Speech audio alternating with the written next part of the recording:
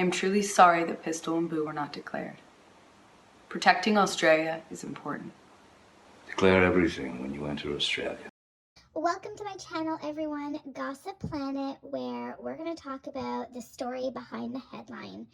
So for today's story, the headline that we're going to dive deeper into is this one right here: Amber Heard still under investigation in Australia for perjury over dog debacle.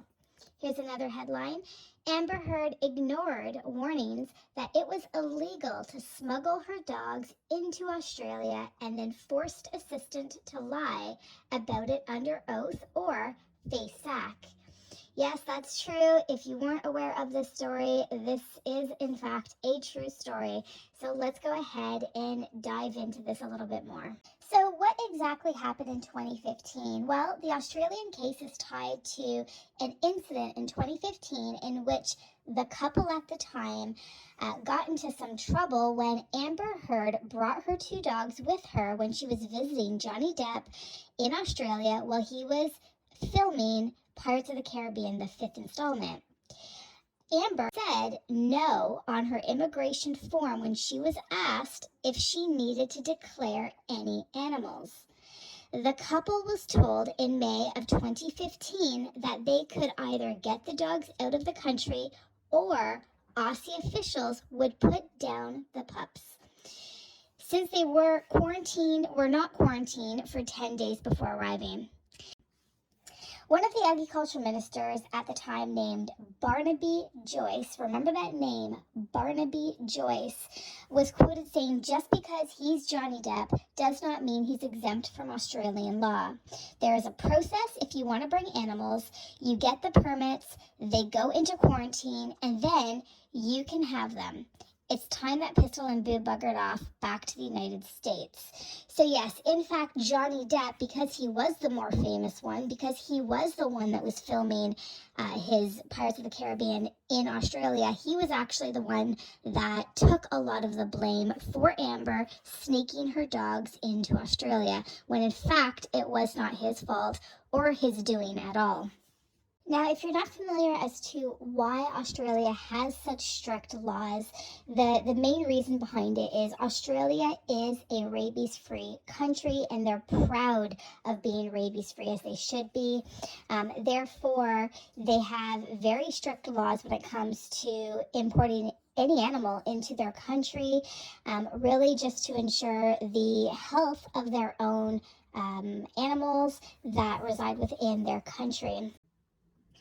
So apparently when this situation happened, apparently the Australian government had asked that Amber and Johnny go ahead and provide an official apology for their actions, and this hit social media being called a hostage video, that they were being held hostage until they issued this apology.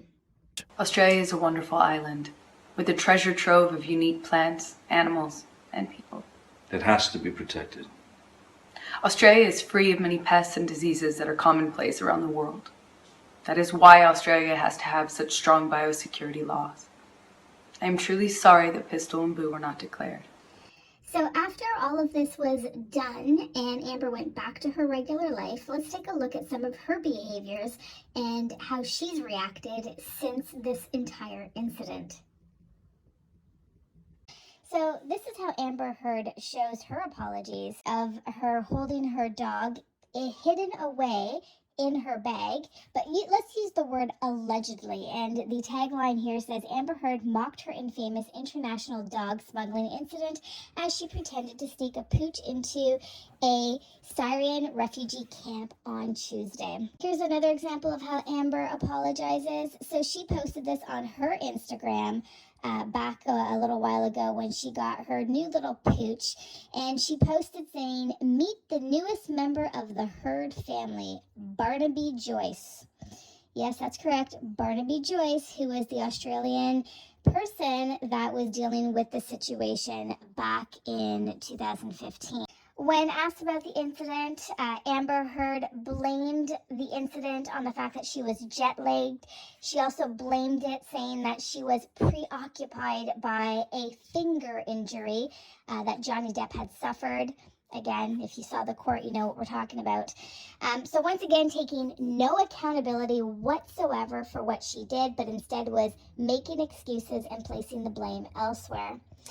So now that we've talked about the headline and we've talked about the story behind the headline, we've taken a look at the apology video, let's talk about what's actually going on and why is Amber being investigated once again for perjury?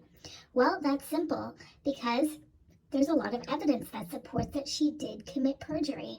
So let's take a look at some of that evidence now. One of Johnny Depp's former managers told the UK High Court in the actor's 2020 trial that Amber Heard asked him to lie under oath about the dogs and take the fall. Amber previously pleaded guilty, and she did pay a $1,000 fine over the incident, as an Aussie judge released her under the condition of 1 month of good behavior. That Amber had asked someone to lie on her behalf.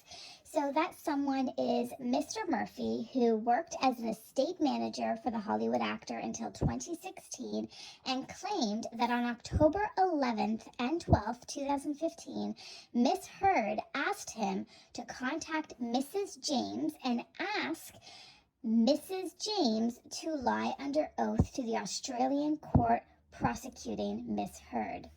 He said specifically Miss Heard wanted Mrs. James to give a false statement that Miss Heard was unaware that it would be illegal for her to bring her dogs into Australia.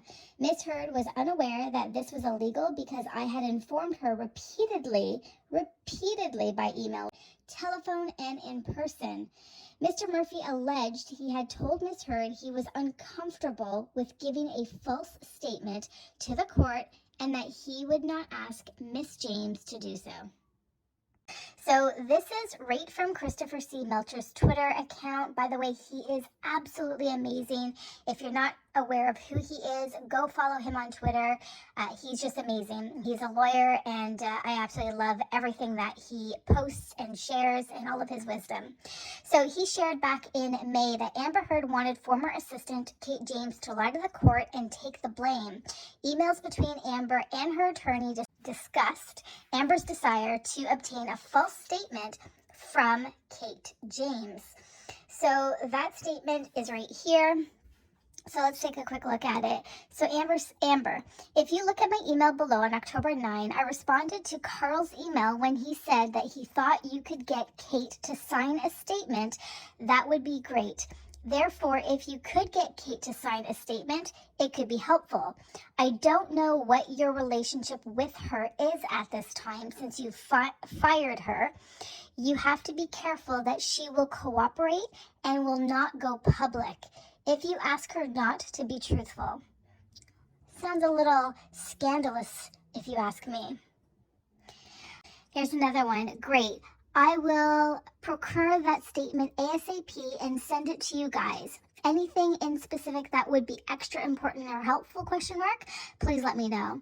If there's anything that I should specifically ask for, also I spoke to Kevin and he said that he sent you guys all of the evidence of the dog's numerous international travels.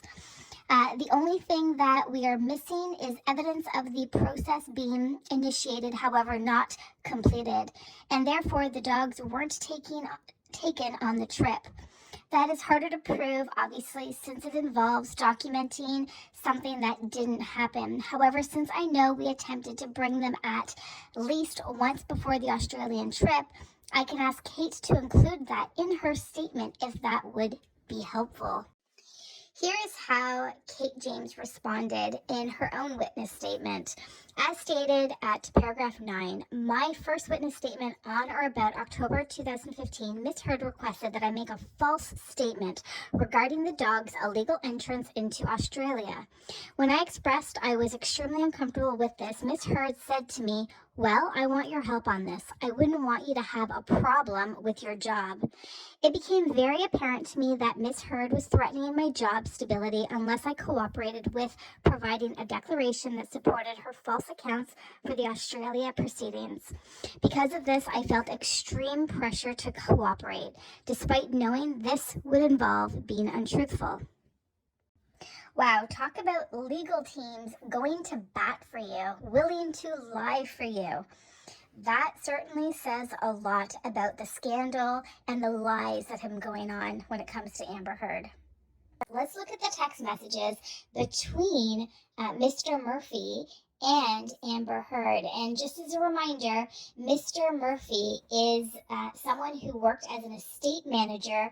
I'm just making sure that you know that the dogs will not be allowed to fly commercial in the passenger compartment to Australia. They would have to go cargo. They do not make exceptions for service dogs to Australia. Just want to make sure you understood.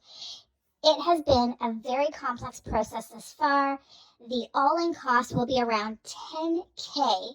Just wanted you to know.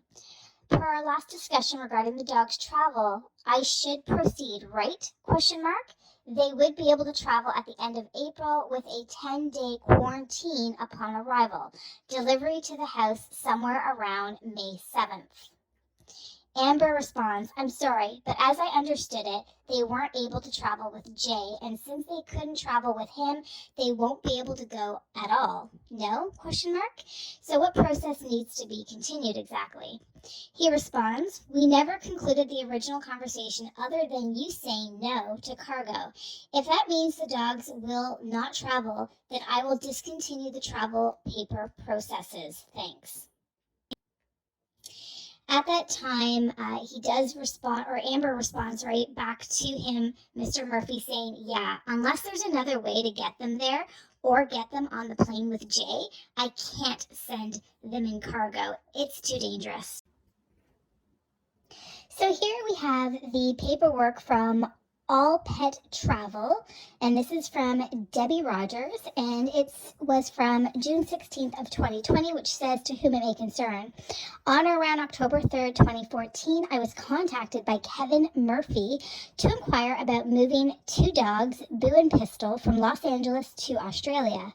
All of my dealings were with Mr. Murphy except for a few communications with a female assistant of Miss Heard's, whose name I cannot remember at this time. I've been employed with the All Pet Travel since 2004, and I've been relocated thousands of animals throughout the world during that time.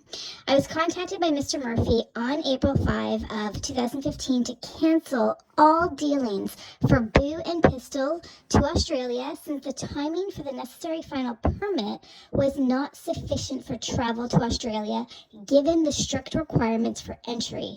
I did explain to Mr. Murphy that Boo and Pistol should not, under any circumstances, travel to Australia without meeting all of the necessary rules and regulations, and the consequences could be very severe, including euthanasia, which is putting the dogs down. Thanks so much for watching, everyone. Leave a comment below and let me know what your thoughts are. Did Amber commit perjury? Alright, well, if you enjoy watching this type of content, please support my channel in getting monetized by subscribing, liking, and sharing. And thank you so much for dropping by.